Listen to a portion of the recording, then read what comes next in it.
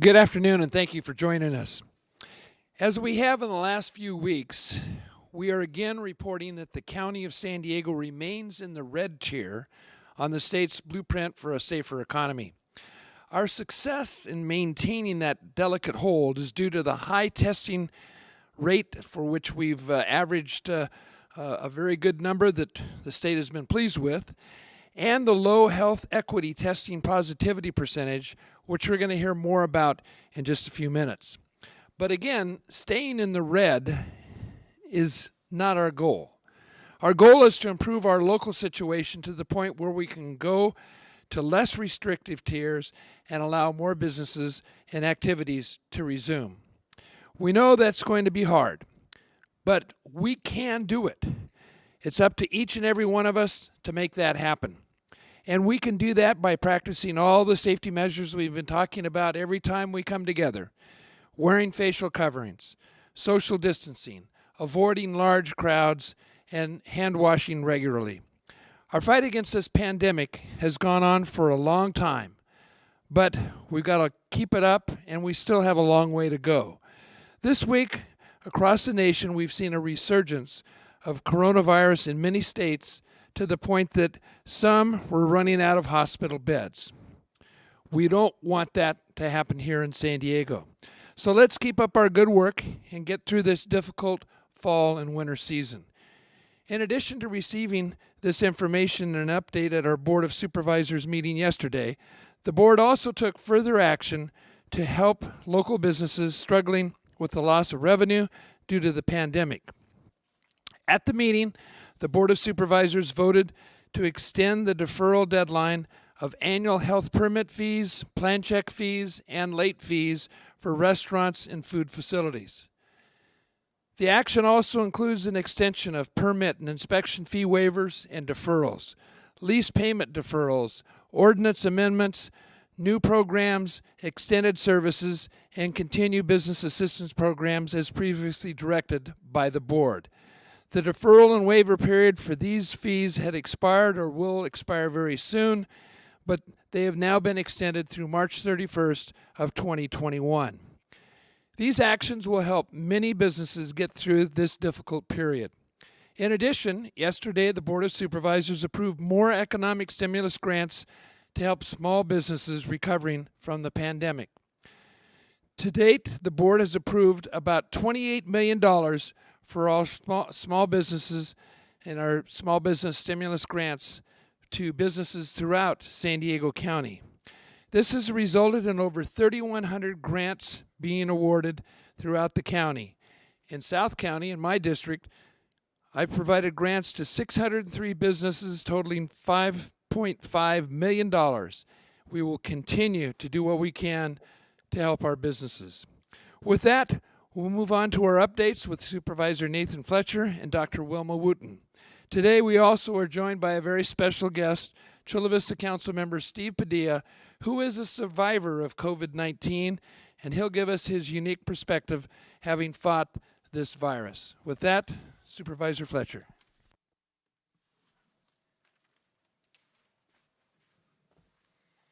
Thank you, and good afternoon. As you're going to see from the numbers in a little bit, we are holding steady in San Diego County. That is much better than many places around the country and the world, which are seeing significant spikes and increases.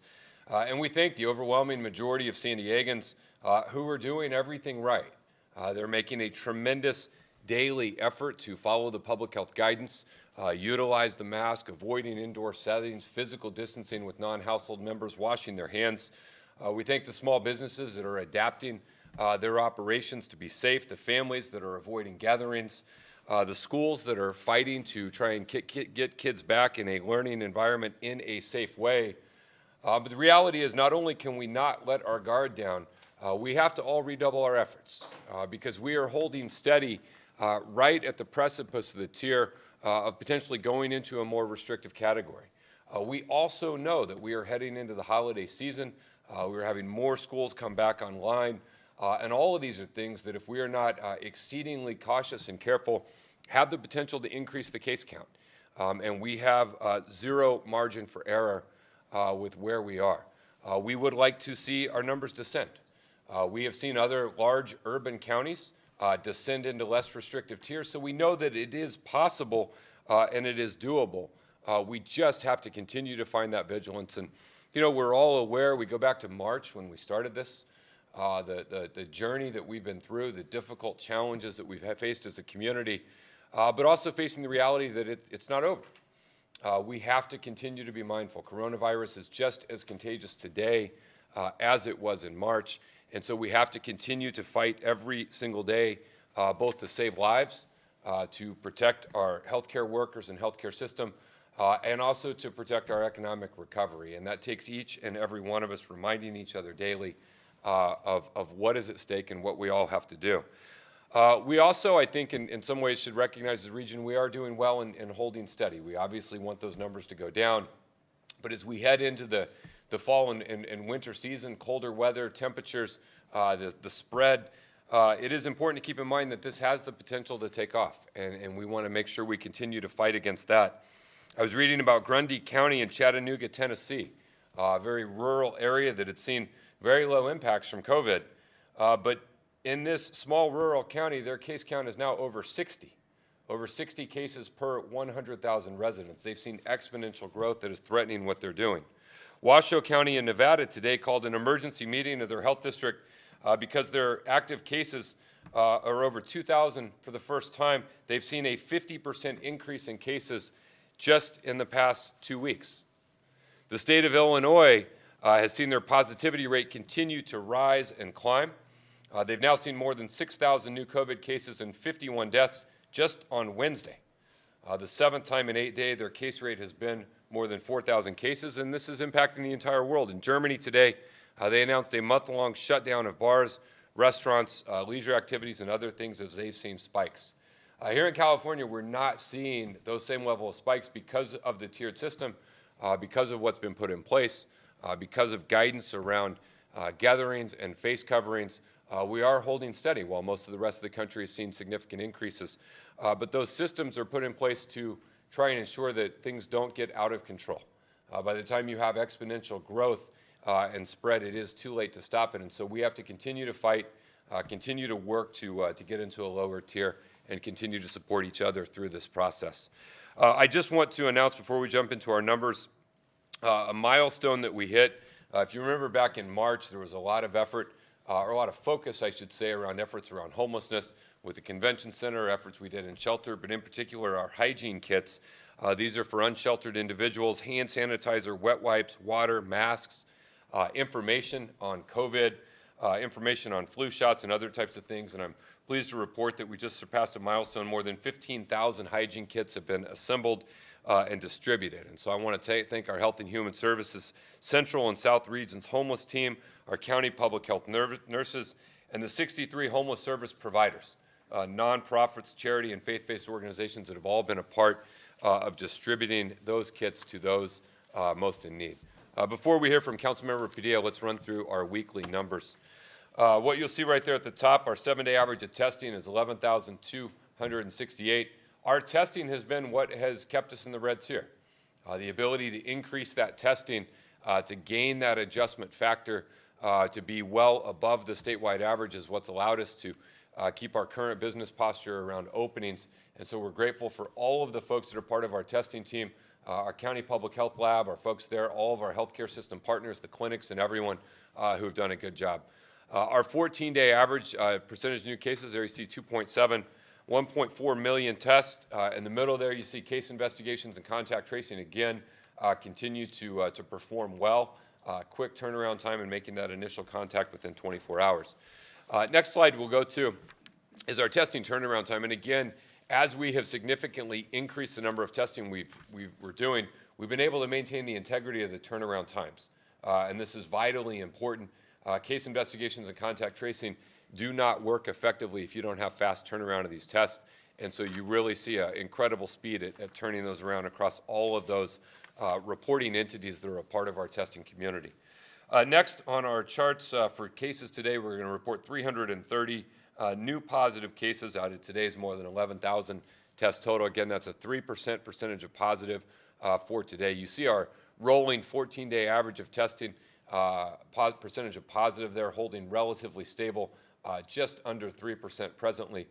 You can see a drop a while back, and again, that day-to-day totals are not as important as the general trends, and we would like this trend to start tilting downward a little bit, but we are holding steady, and that is good. Next, on hospital census, you see ICU utilization there at 90, 247 total. Again, hospitalization numbers are very good and encouraging for where we are. The 247 COVID, on the next chart, you'll see it in the total of all hospital system patients. Again, 4,163. Plenty of room below that 80% reserved for COVID at 4,810. And the final one is our ICU utilization. Again, right there at 66%. Again, has been holding remarkably steady and flat going back beyond the previous month. That is our update on our numbers. Next, I want to introduce a special guest we have here today. When we talk about COVID, the majority of what we tend to talk about is the case rate, the tier, the percentage of positives, the hospital system capacity, or various guidance that is coming out, or things that we're working through. But I think it is important that we all take pause and remind ourselves that this disease is very serious. Even if it has a high survivability rate, particularly for those that are younger without underlying health conditions, it is still not something that you want to catch. We're reminded of the hundreds and hundreds of San Diegans who have lost their life this year from COVID, and we're reminded that even those who survive often have very serious and significant experiences in fighting this virus and battling against it. And so to help share with us a little bit of his experience is a dear friend of mine, a valued member of our community, a member of the Chula Vista City Council, the chair of the Coastal Commission, but also someone who firsthand went through and dealt with his own COVID experience. And we are very grateful as a county that Councilmember Steve Padilla is here today to share with the public what it was like and what he went through and his advice and guidance for all of us. Steve?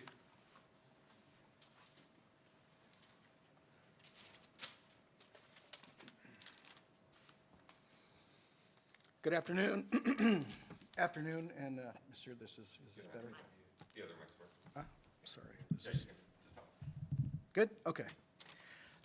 Afternoon, and thank you, Supervisor Fletcher, for your invitation. Thank you, Mr. Chairman. Thanks to all of you for inviting me here today. First, I'd like to think we should recognize the fact that as of today, nearly 1,000 medical professionals, frontline, throughout our nation have lost their lives in service as a result of this pandemic. Over 1,000 today, and some of whom cared for me very well during my time. I'm one of the lucky ones. This past March, as a result of my public duties for the state of California, I was exposed to COVID-19.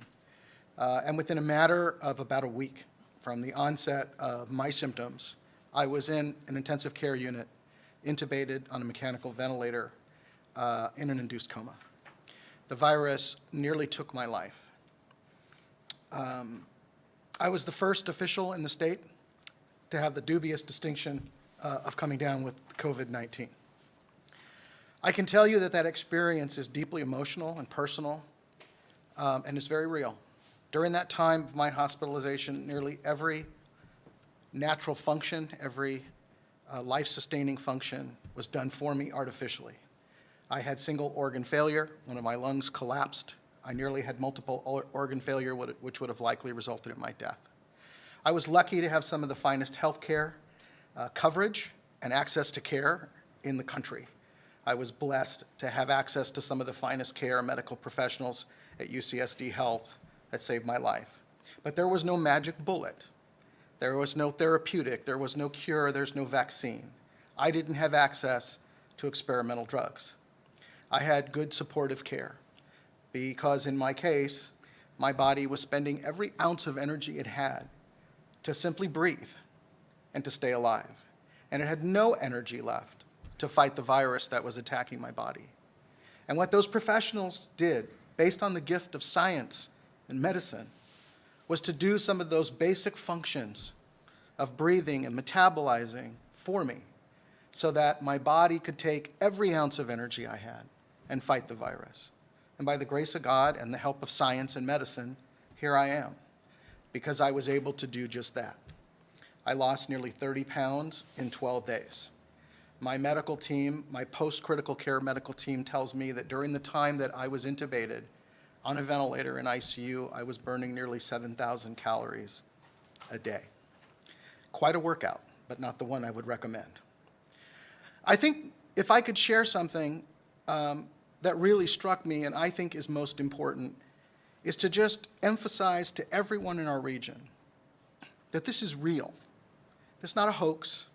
It's not a rumor. It's not fake news. We have not turned a corner. We have not defeated the pandemic. We are heading into some difficult times, I think. But I believe, based on my own experience in our amazing county and community, based on my own engagement in public life, that we're a resilient people and that we will figure out a way, but we will do it together. And we should do it based on science and medicine. And in the coming months, it's going to be challenging, I think. But we must listen to the medical professionals. We must heed their warnings, and we must have a care for each other. When we take the adequate precautions, we're not just caring for ourselves, we're caring for each other. And frankly, in my experience, the added horror that I have had to witness in addition to my own trials has been the utter lack of failure of federal and national leadership on this issue and during this pandemic. The utter failure to lead and coordinate a national response, to set minimum standards, to activate America's great industrial strength. All of those things cost lives, and they will continue to cost lives. So we're left on our own. We're left here in this region, in this state, to do it for ourselves. And so we can do it for ourselves. And so I would just encourage everyone to remember this is real. It's not over. We're going to have some challenging times, but if we care for one another, and if we listen to science, and if we just take small steps to have a regard for one another and for ourselves, we will save lives. So please remember that. I'm grateful for the county's leadership on this. I know we have much more to do, and I'm happy to share my story with all of you. Please care for one another and be safe. And with that, it's my pleasure to introduce and to welcome back Dr. Wooten.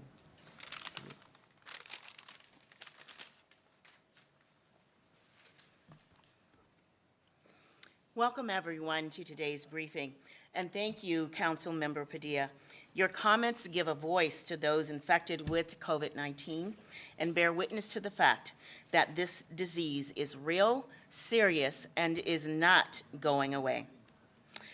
Local COVID-19 cases continue to increase, as today's case count is 55,540 cases, which is 330 more cases than reported yesterday.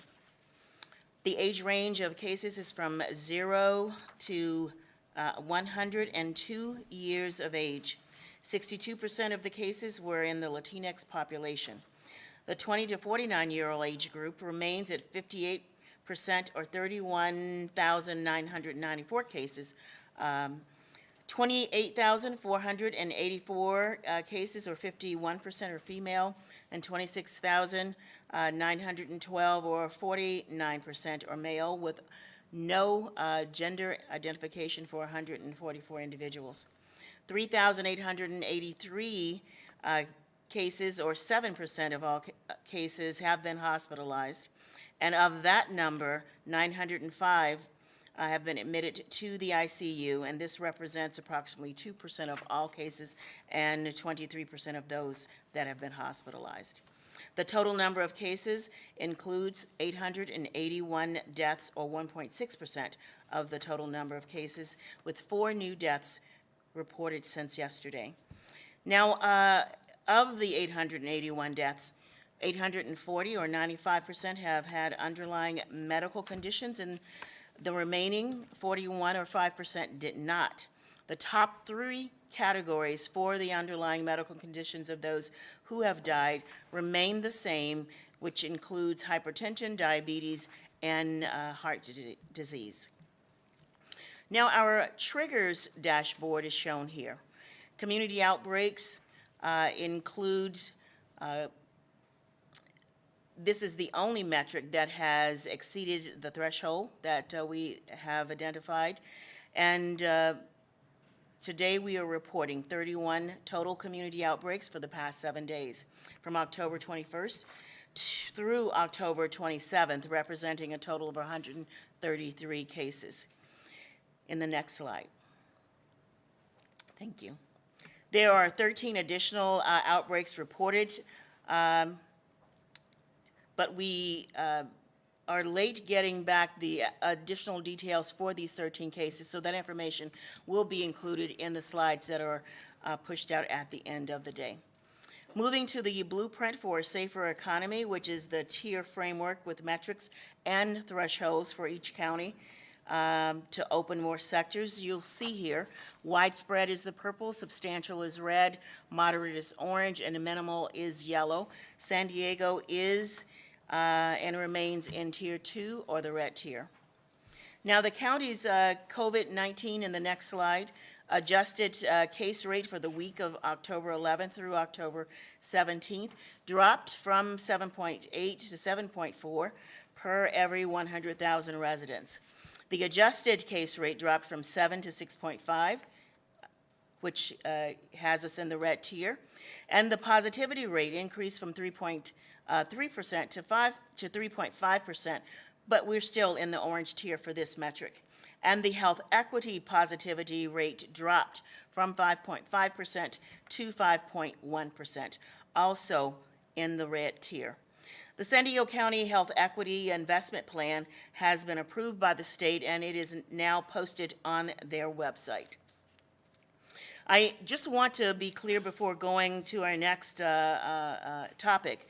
It is not a state assessment that places a county in one tier or another. It is the results of our individual and collective actions that align us to the tiers that we are assigned. With your help, we can make every effort to follow the recommended prevention strategies that I will review again in just a moment, to reduce the county case rate and lower testing positivity rates for the county overall and for the specific health equity areas that have been identified by the state. Thank you. So moving on to the next slide, an important reminder is that we are in the flu season. If you are not able to get a flu shot at your healthcare provider or do not have a healthcare provider, the county is offering 6 vaccination sites until November 3rd.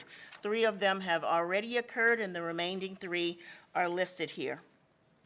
I am happy also to report that seasonal flu vaccinations are being recorded in our San Diego County immunization registry at a higher rate than at the same time in any previous flu season.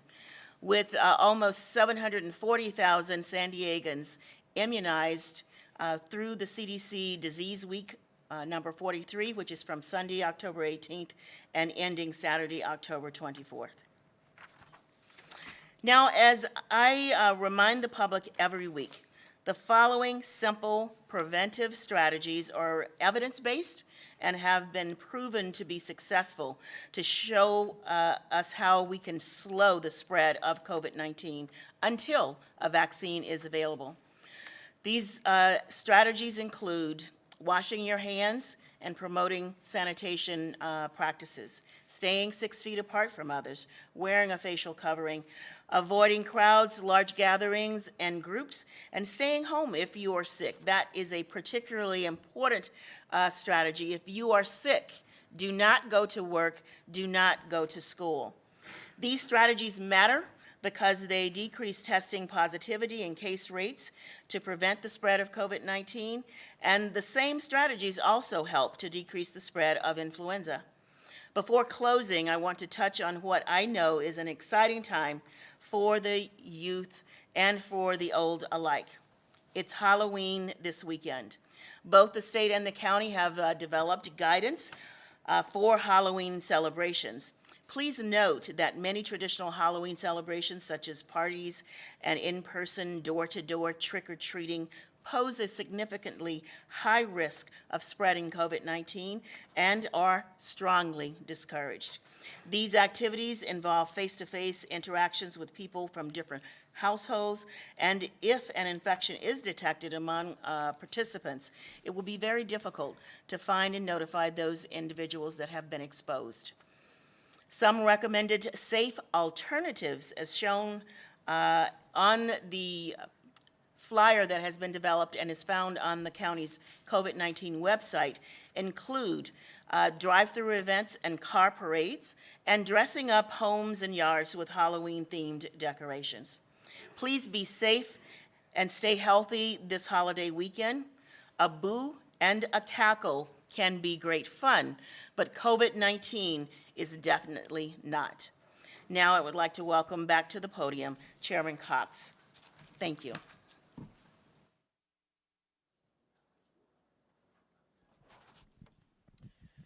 Thank you, Dr. Wooden. We'll get right into the questions. The first question will be from Artie Ojeda with NBC7. Good afternoon, everybody. I know you can't prevent families from traveling out of state to play in sports tournaments, but I'd like you to reaffirm your position on traveling youth sports teams. And I bring this up because one of the positive students in Vista is said to have contracted the virus from a traveling team. We know that teams from San Diego are going to Arizona and Nevada to play. And we also, in a new twist, have video of local volleyball clubs playing in tournaments, I think, against the rules in Riverside and San Bernardino County. So, what do you tell families struggling with this? And again, just can you reaffirm your position on traveling youth sports teams? Okay, Dr. Wooten's going to respond. Thank you for that question and the opportunity to just reinforce what the recommendations are. We are very concerned about sports teams traveling outside of the state and even participating in sports events. Currently, the state does not recommend competitive sports activities. There are guidance about practicing, and that allows for the children and adults to social distance, wear facial coverings where appropriate. But we do not recommend this because it presents the opportunity for increasing the spread of COVID-19. So we've said this since the beginning. This is not a recommendation. Right, and I appreciate that. However, it's clear that more and more families are, breaking, and they're taking part, and, frustrated families are doing this, and the consensus seems to be that it's going to be happening more often, so that's got to be a concern. As I stated, Artie, yes, we are very concerned. We can tell people what the recommendations are, but people have to take the responsibility and the collective action to adhere to these recommendations. So we are concerned, and when we find out about the issues, we address them, but this is not a recommendation by the County of San Diego and not by the State of California. Thank you. Thank you. Okay, we'll move on to the next question. This next question is from Anthony Pura with 10 News. Good afternoon, everyone. I guess I would just ask that it would seem as if San Diegans have been overwhelmingly behaving over the past few weeks. Businesses have, followed the rules. People have been wearing masks. They've been social distancing. But it seems like the best we can do is stay in the red tier. Is there anything else that you're seeing, any other areas that the public can improve in to really move us into that orange tier? Because it seems like those case rates, even though they've declined slightly, there's still a lot of work to do. So what other areas can people improve in, can the county as a whole improve in to get us into the orange tier? Okay, Dr. Wooten's going to respond.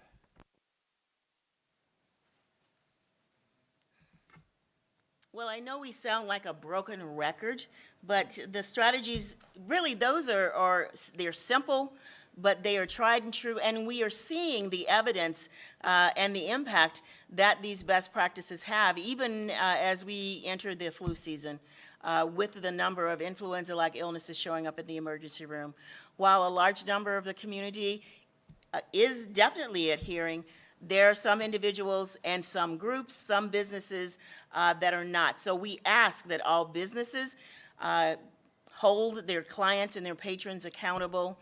We ask that individuals adhere to these guidances. We ask that people not have large parties.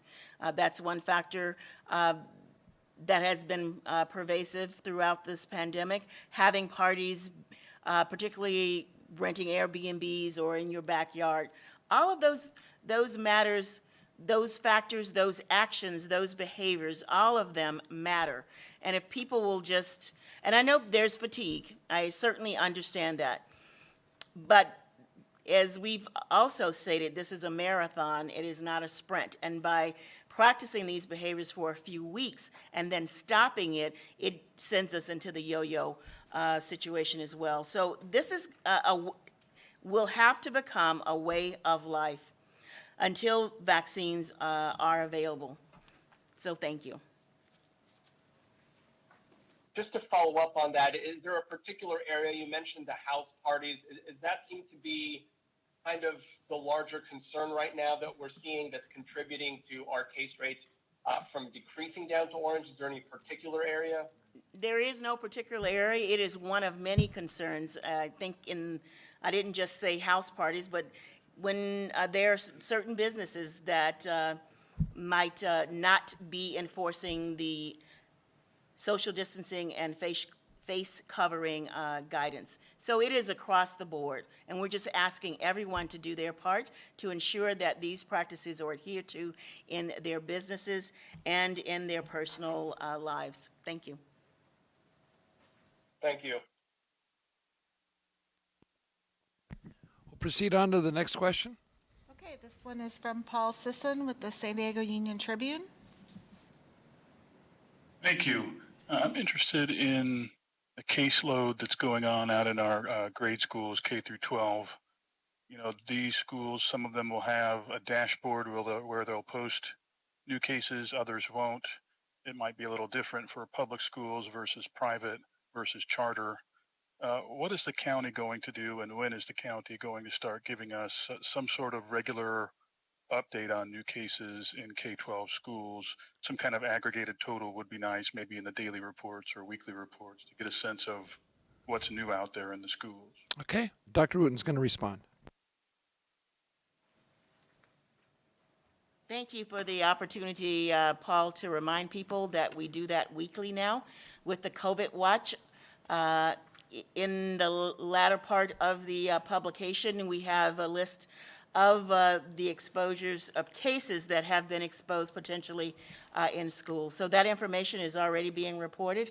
We talked about it last week. This is the second week, and you can find it in the publication that was issued yesterday. So that is the COVID-19 watch.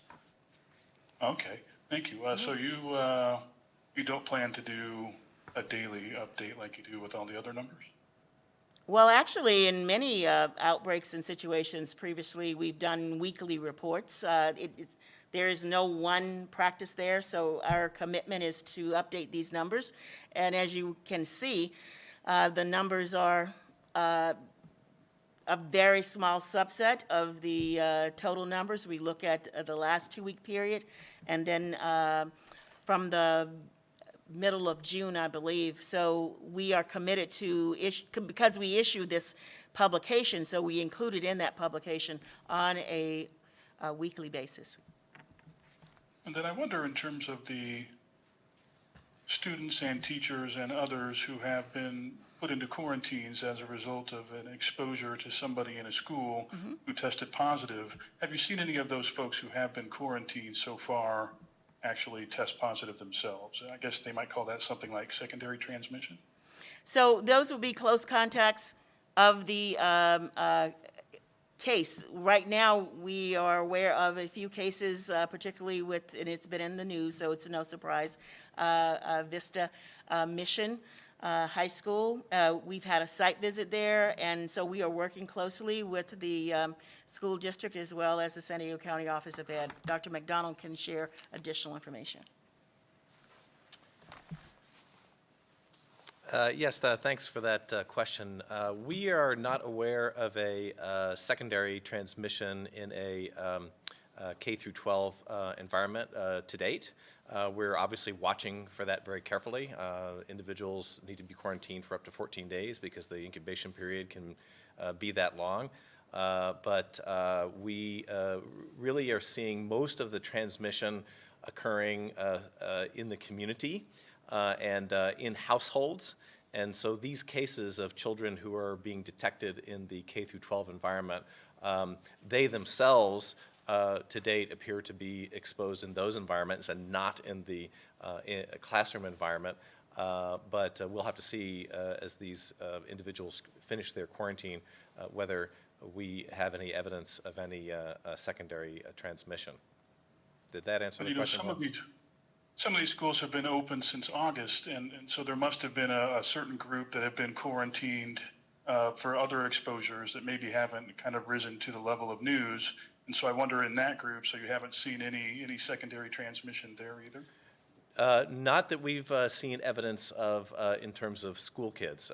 There have been some cases in which some staff have exposed other staff, but not among the children who are attending these schools. Thank you.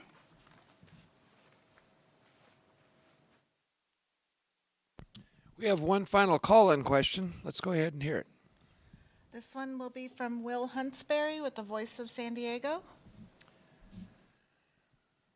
Hi there, everyone. I was just calling to ask about the community outbreaks trigger again. We've talked about it a little bit before.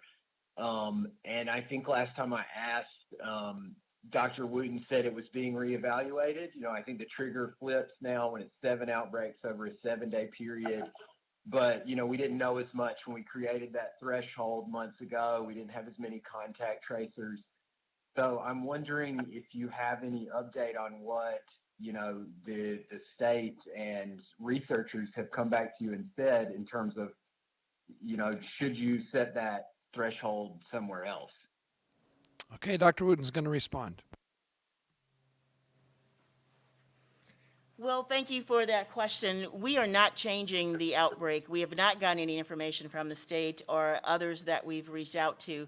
But again, the outbreaks are an indication. It's a downstream. It's even more downstream than deaths. It is an indication of how widespread the infection is within the community. So with these elevated number of outbreaks, that tells us that COVID-19 is still widespread in the community, even though, you know, we report to you every week and we are maintaining a red status. Our unadjusted rate actually is in the purple. And only due to the gift of testing the appropriate individuals are we adjusted to the red tier. So this virus is still widespread throughout the community, and the outbreaks are just an indication of how pervasive that is. So at this time, we are not changing. If we do decide to change, we will certainly let everyone know, but right now the threshold will remain where it is. Thank you. And so you said you haven't heard anything back. So you guys asked the state and some researchers to weigh in, and no one had really anything to say about it. Is that right? I have not got any additional information, but again, as the health officer, based on the rationale that I just gave you, we are maintaining it at 7 in the past 7 days. Isn't it correct that we had a lot less contact tracers at that time, so we wouldn't have really had as good an idea as we do now about what constitutes a small number of outbreaks and what constitutes a big number? It's not about how big or small the outbreak is, the number is. It's about, we know that this virus is pervasive throughout the community. That's the real issue, and it's not about contact tracing, it's about testing. the more we can get out into the community, test those that are vulnerable, test the populations that are at greatest risk, and isolate them from the general public, do contact tracing with that population, that's the way we get our arms around this disease and decrease the overall spread. Those are the actions needed to do that. And our staff and our county has done a great job in doing that, but there's always more that can be done on that side. But it really starts with the behavior of individuals in helping to decrease the spread of the virus. And that includes the preventive strategies that I talk about every Wednesday and that goes out in every news briefing or news release. One last question about, you mentioned that it's downstream, it's a downstream metric, even more downstream than the death numbers. Can you just talk about what that means? It's delayed. That's what it means. So cases are upstream. First of all, you test, then you determine who's positive or not. Those factors are upstream. That's why those metrics are utilized by the state in their framework. Downstream metrics, after you're infected, it could take a week or more to determine if you need to be hospitalized. And even more downstream are deaths. And even more downstream than deaths are outbreaks, because the definition for the outbreaks, you can have one case that may have occurred, say, in August, but within the next 14 days, you have additional cases for community setting outbreaks, and that constitutes if you have 3 or more from different households, not people that are roommates or household partners. It has to be 3 different households that are epidemiologically linked. That is a very downstream process. Thank you. And Dr. Wooten, this first text message question is going back to a question about schools, and it's from Mario Sevilla with ABC 10 News. What is the county's guidance on a physical return to campus after a vaccine is approved and dispersed community-wide? And will the county continue to recommend distance learning after a vaccine is available? Well, that is a what-if crystal ball. We don't have a vaccine yet. We are in the process of developing our vaccination plan, and I'm certain that the state will provide additional guidance regarding that type of issue later on. But right now, there is no such guidance for that. It's certainly, I'm sure, being thought about, but we do not have any specific guidance to that nature at this time. Thank you. And this last text question is from Mike McKinnon with KOSI News. Will San Diego County issue more restrictive mandatory guidelines for private gatherings than the guidelines released by California's Department of Public Health? If not, do you think the state guidelines are appropriate for our county? If you're talking about the gathering guidelines, we are following the guidelines as issued by the state when it comes to gatherings. I know there's been a lot of questions about holiday gatherings related to holidays. Certainly, most people are extrapolating the gatherings to the holidays, but the state has not come out with its holiday guidance yet. We are working on ours, waiting for the state so that we can be in alignment. But that information is forthcoming most likely in the next couple of weeks. Thank you, Dr. Wooten.